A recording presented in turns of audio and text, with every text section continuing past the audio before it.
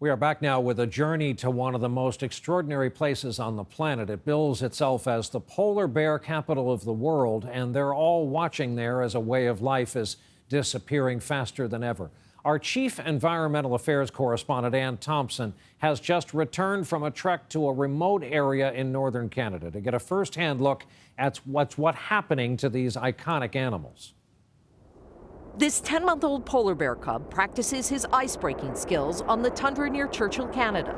Skills he'll need on the sea ice to catch seals, ice that is disappearing in our warming world. He doesn't seem very afraid of us. He doesn't. He doesn't seem very afraid of us at all.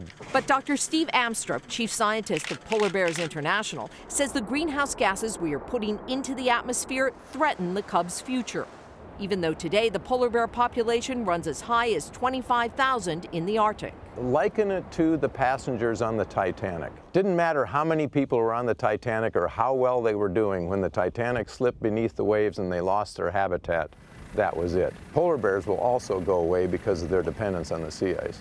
Sea ice is where they hunt seals.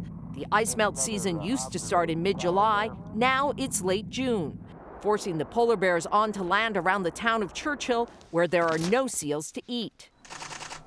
Here, polar bears are tourist bait, even though the bear population fell 22% in 2 decades.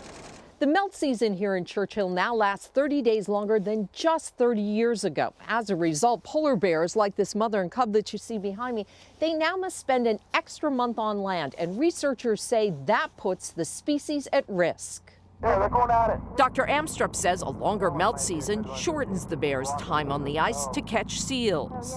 These bears are feeding less. They come ashore earlier at lower body weight. And the result is that they produce smaller cubs that don't survive as well. On the tundra, scientists rank the bears on a scale of 1 to 5. 1 is starving, 5 is obese. Right now, most of these bears we're seeing are somewhere around the 2 to 3, which is what you'd expect from a bear that hasn't eaten for 4 months. This cub got a chunk of ice, sharpening his survival skills in a rapidly changing environment. Thompson, NBC News, Churchill, Canada.